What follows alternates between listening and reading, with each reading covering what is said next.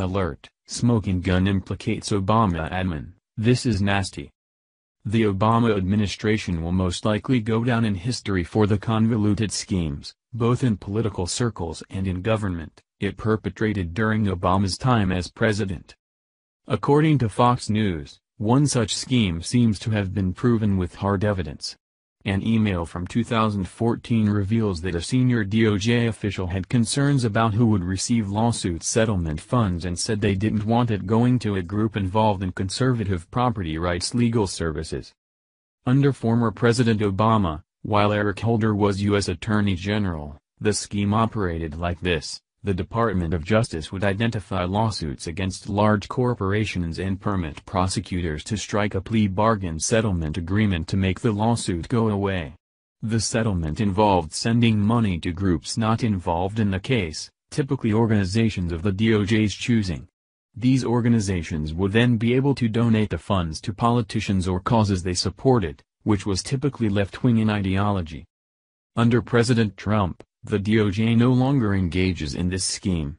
Attorney General Jeff Sessions stated in June, when the federal government settles a case against a corporate wrongdoer, any settlement funds should go first to the victims and then to the American people, not to bankroll third-party special interest groups or the political friends of whoever is in power.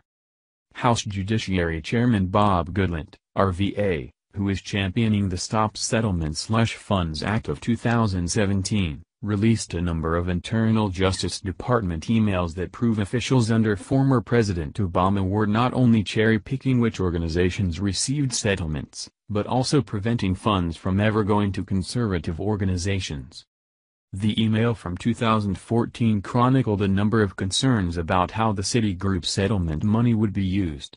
According to the email, concerns include, a. Not allowing Citi to pick a statewide intermediary like the Pacific Legal Foundation, does conservative property rights legal services. Pacific Legal Foundation CEO Stephen D. Anderson responded saying he was flattered by the DOJ's concern. We are flattered that the previous administration would be concerned enough about our success vindicating individual liberty and property rights to prevent settlement funds from making their way to Pacific Legal Foundation. Goodlatte says these emails prove the abuse of power former President Obama's administration was willing to wield. Aiding their political allies was only the half of it. The evidence of the Obama DOJ's abuse of power shows that Tony West's team went out of its way to exclude conservative groups, Goodlatte said. Tony West, a former President Obama appointee, served as the Associate Attorney General between 2012 and late 2014. The DOJ's third highest-ranking official during that time. Further, emails show the appreciation these selected groups had for West's efforts. One particular email from a person named Bob LeClaire states, in response to how they should show appreciation for the influx of funds, frankly, I would be willing to have us build a statue of West, and then we could bow down to this statue each day after we get our $200,000. Even more disturbing than the slush fund scheme is that the DOJ was misleading when asked about it.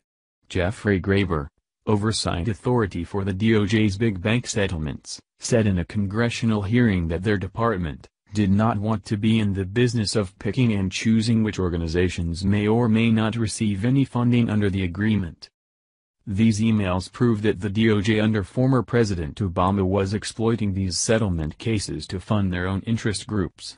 They were robbing the funds that were meant to go to victims of the case's offenders, and then the American people, in order to further their political agendas. These officials under former President Obama need to be held accountable for these incredibly unethical practices, and further investigations need to be executed to determine just how deep this scheme went before the Trump administration ceased the practice. Thank you for watching this video. What do you think about this? Share this on Facebook and Twitter along with your comments.